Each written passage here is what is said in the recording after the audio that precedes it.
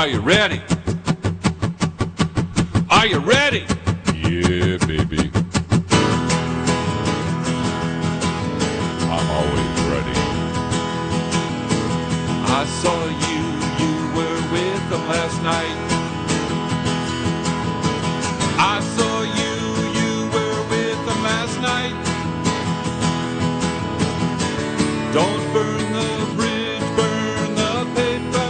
Yeah, don't burn the bridge, burn the paper by Billy D. Coming to a venue near you this week, Friday, Billy D live at the Open Mic and Tea Coffee Shop in downtown Antioch, Illinois at 7 p.m. Be there, be square. Folks, I've got about 15 cover songs I have now learned and or memorized, so we're not just playing my stuff. We're going to play your stuff too. So I got Eagles, I got John Denver, I got let me see, I got Billy Joel, House of the Rising Sun. I forget who does that song. Dust in the Wind, a bunch of other songs, Sean. So I'm Dale, my producer, told me, he said, how many of those songs you got memorized? I said, maybe half. He said, you need to memorize them all so you can play to the audience. I'm like, oh, my God. Like, I got time to do this.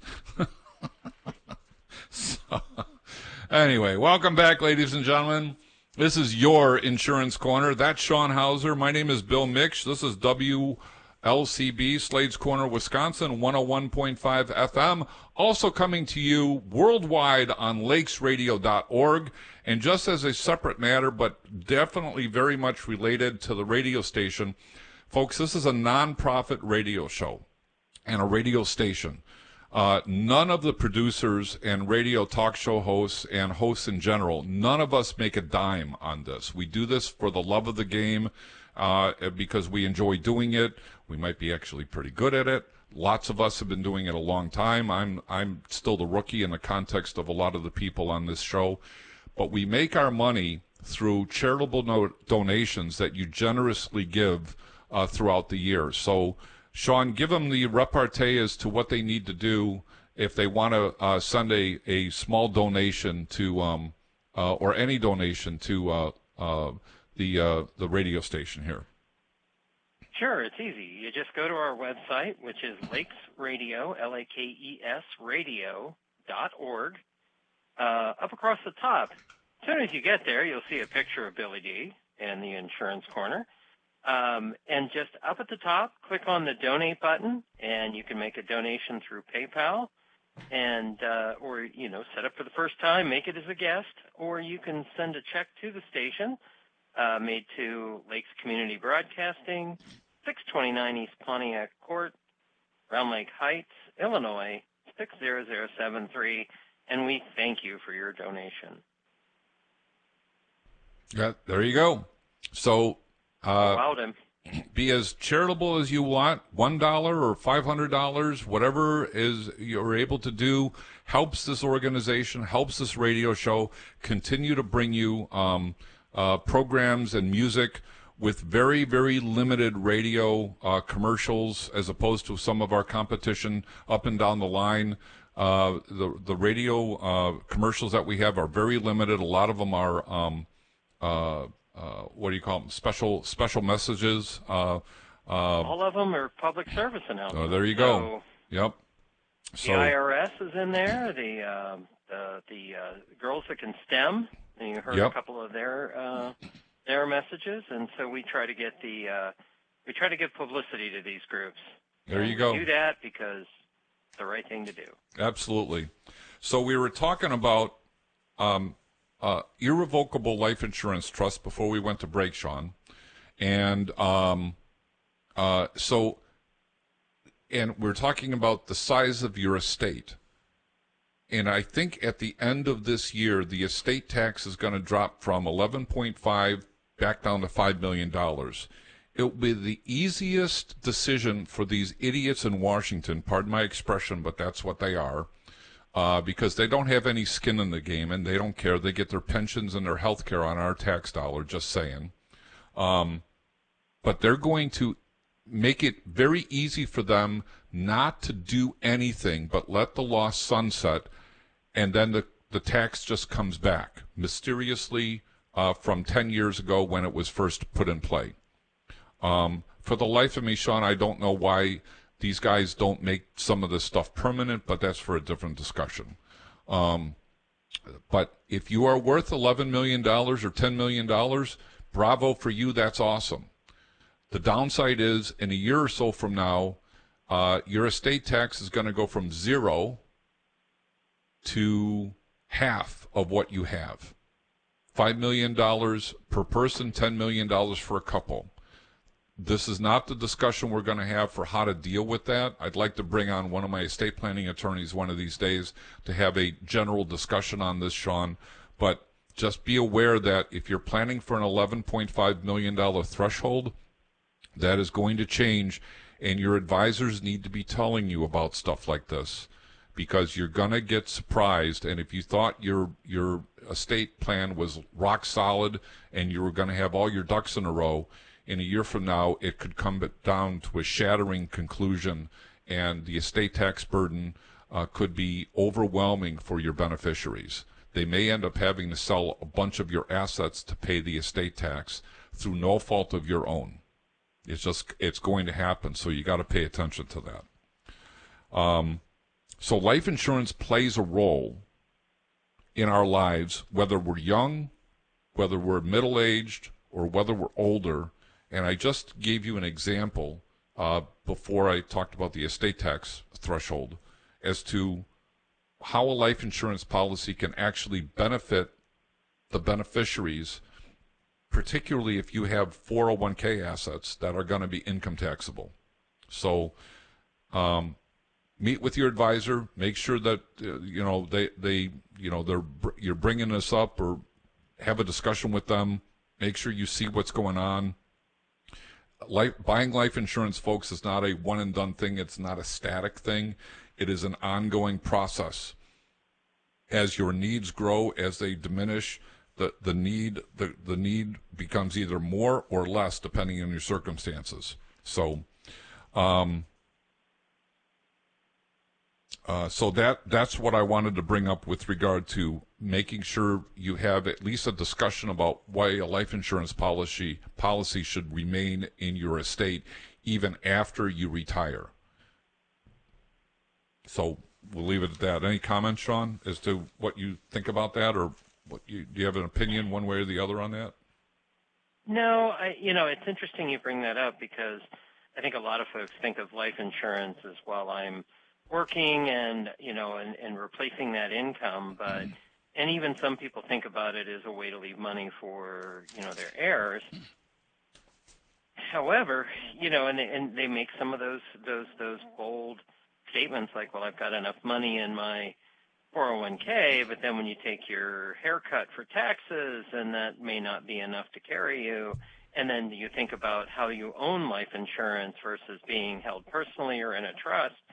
And, you might think, well, that's no big deal. It doesn't matter who holds it. Yeah, it does. Yeah. And especially now with what is it? It's the exemption for your estate. If it's above Correct. 11.5 or whatever, you start paying estate tax. Now it's going to go down to $5 million. Now a lot of people are probably thinking, oh, that doesn't apply to me because I don't have that much money. But if you think about everything that goes into calculating your estate, you might find yourself closer to $5 million than you think if you're fortunate. Yeah. Now, if you're down at $1 million, maybe don't worry about it. But there are some people that have been lucky or have worked hard and they've built that up. It'd be a shame to write a big check to Uncle Sam. And that really is that's the crux of it, Sean. Is where do you want the money to go? Do you want it to go to your charity? Now there are ways in which you can make that happen, but if you're not charitably inclined, do you want half of your estate to go to the federal and state government, or do you want half of your estate to fully be distributed to your family or whoever you want it to go to without having to pay the income tax? So you're never going to be able to fully avoid the income tax, but how you pay for the tax, you do have some control over if you can see beyond the trees and look into the horizon. Now, I've had some clients say, well, I don't care, they're going to get what they're going to get. Well, that's fine. That they're not wrong. And leave the fig leaves, leave what's left to the beneficiaries. But I've always said that if you're going to buy a life insurance policy, the first thing you have to do is you have to care. You have to care about who's going to get that money and how the beneficial interests are set up, etc. If you don't care, there's not an advisor in the world that's going to convince you to buy a life insurance policy. It's not complicated. So I want to turn our discussion, Sean, to something that happened just before I came into the office today. And this is kind of important because it does happen more than you think. Autism and autistic kids have become a very much a focal point, maybe in the last decade, maybe 2 decades or so, Sean? Would you say that's fair estimation as to that particular medical condition?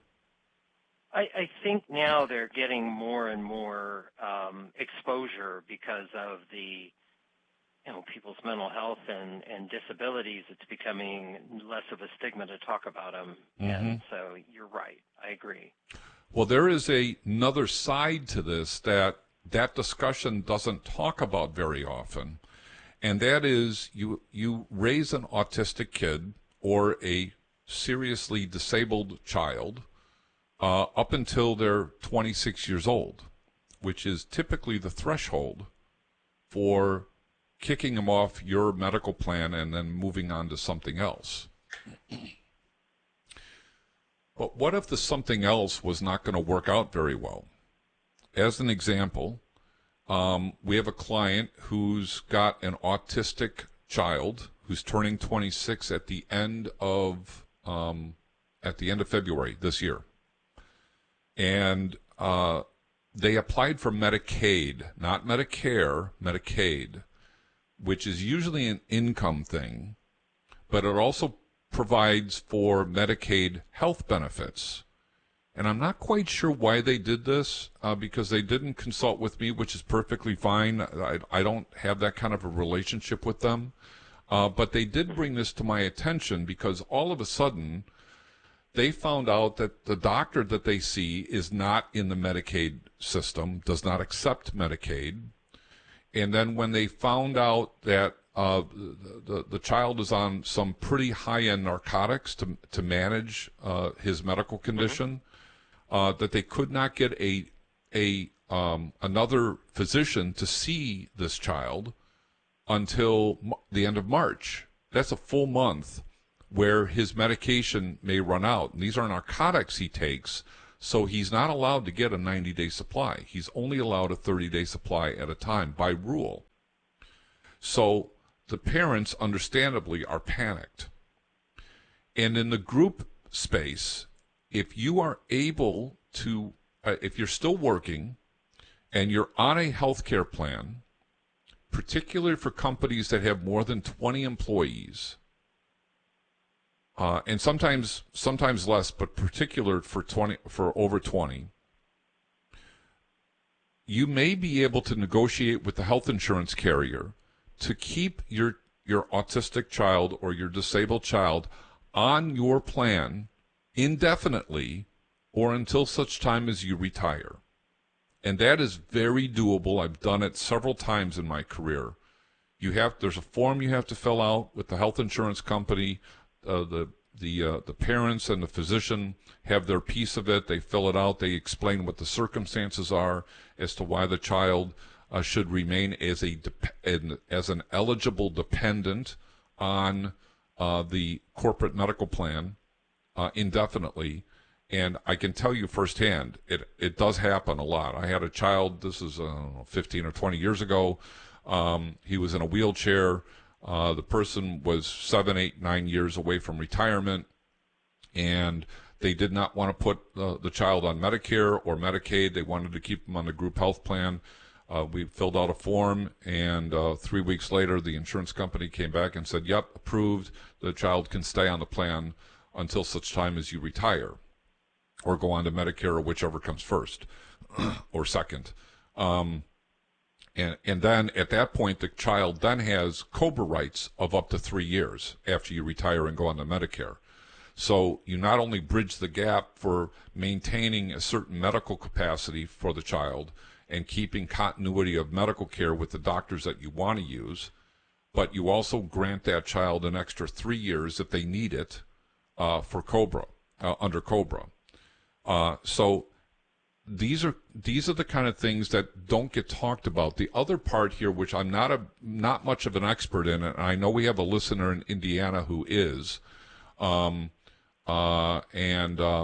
maybe at some point you can educate me on some of this stuff. There are special needs trusts that can be put together for children in this space, so that their continuity of care and their health care and maybe their income needs, etc., are taken care of. This is a very special area of legal and benefit planning for special needs kids. This doesn't get talked about very much, Sean. And so this particular family, they were panicked as to what their circumstances were. Now, I mentioned Medicaid. What about Medicare? There is this thing called Social Security disability. And if he was receiving, and he's not, is my understanding, but if he was receiving Social Security disability income, or SSDI, and he's obviously under 20 or under 65 years old, and he receives that money for more than 2 years, I can promise you at some point by rule, Social Security is going to push that person from corporate coverage to Medicare. This becomes very important because Medicare, unlike Medicaid, Medicare does coordinate with other benefit programs. It just so happens in my certain example, Sean, that this child's doctor does not accept Medicaid, nor does he accept Medicare. And that's a big problem. Medicaid is one thing. You can probably turn your cheek, submit the claims to Blue Cross or United or whoever, and nobody's going to be the wiser. Typically, there's no coordination of benefits between Medicaid and a corporate health plan. There is if you have Medicare. And then it depends on how big the company is, as to who goes first and who goes second. But the particular issue is if the provider does not take Medicare. As I've said in the past, if Medicare didn't get accepted, Jesus Christ won't pay that claim. And if they did accept it, they'd only pay the 20% that Medicare would have paid.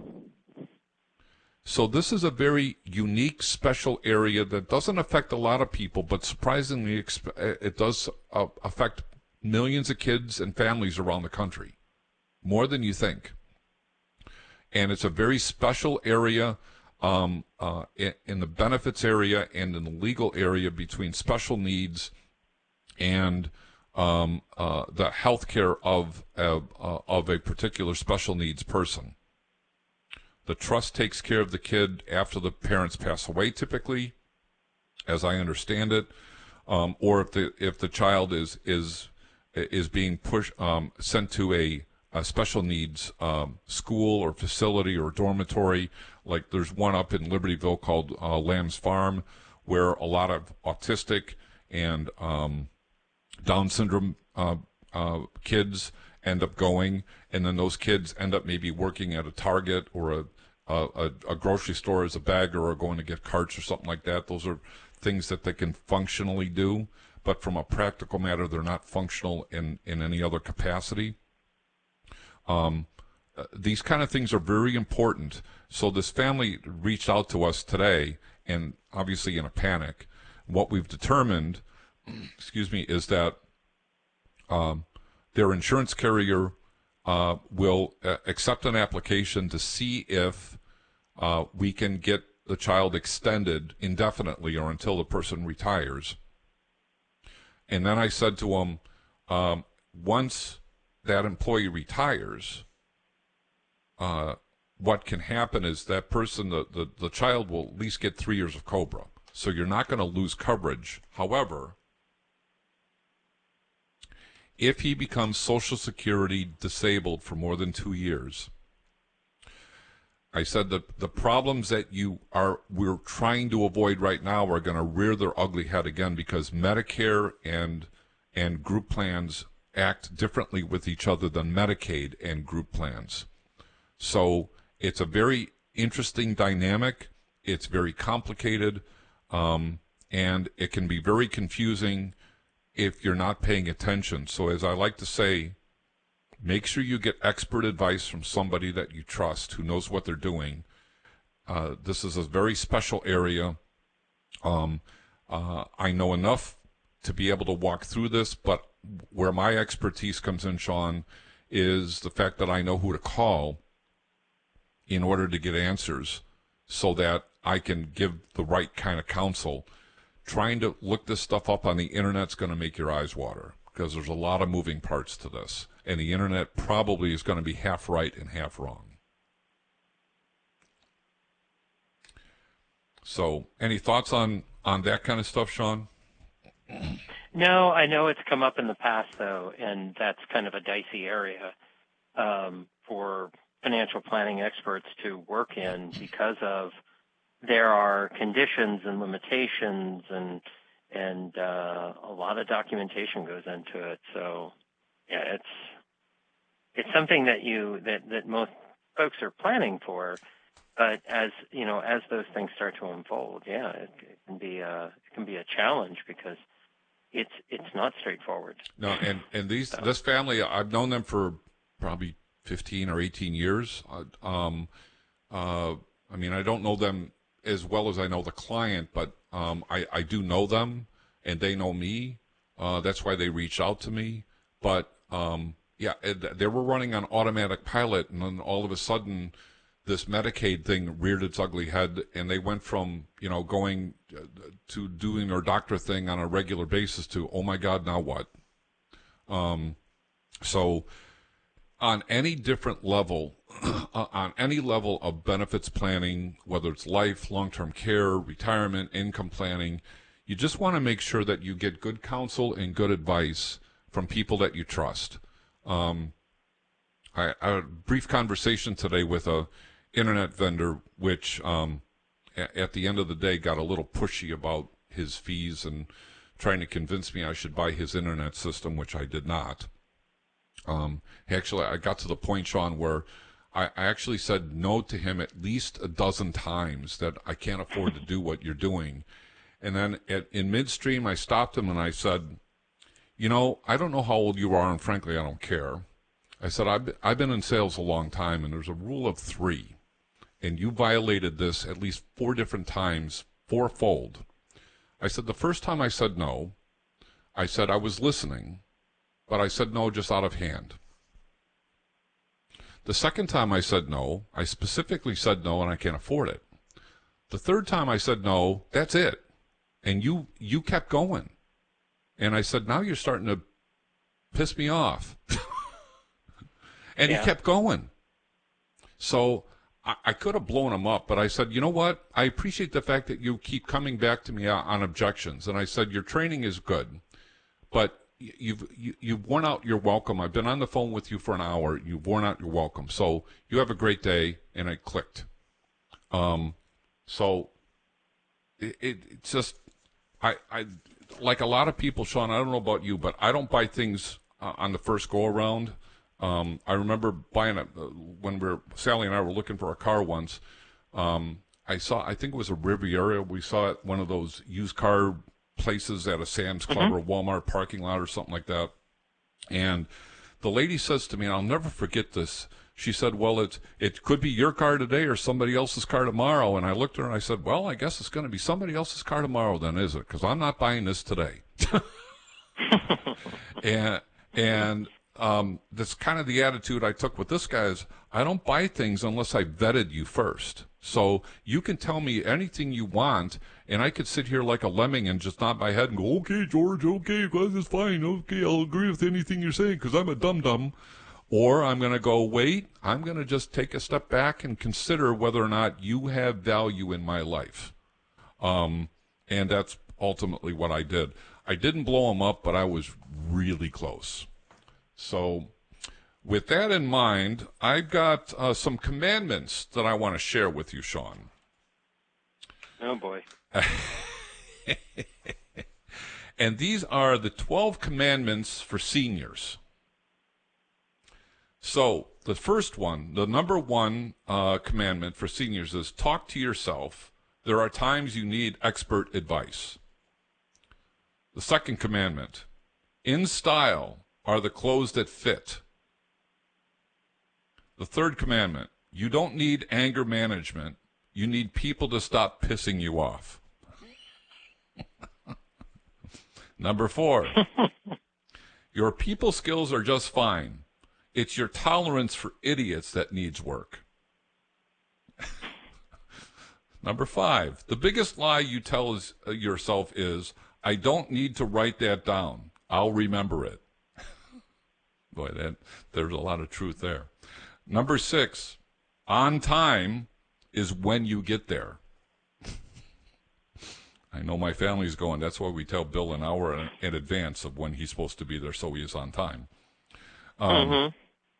Number 7, even duct tape can't fix stupid, but it sure does muffle the sound. Number 8, it would be wonderful if we could put ourselves in the dryer for 10 minutes, then come out wrinkle-free and 3 sizes smaller. Number 9, lately, you've noticed people your age are so much older than you. Number 10, growing old should have taken longer. Number 11, aging has slowed you down, but it hasn't shut you up. Number 12, you still haven't learned to act your age and hope you never will. And one more, one for the road means peeing before you leave the house. So, and I know my wife who's listening is going, yep, that's right. So, as I check my phone, let me see if she's dropping me a note. No, she's not dropping me nothing. So that she'll drop something on me when I get home. So anyway, Sean, it's a pleasure having you back again. Thank you, my friend, for joining us on Your Insurance Corner. Any final thoughts? No, sir. Just looking forward to next week. All right, and then in 2 weeks we got a staff meeting, right? We do. Will you be in town or no?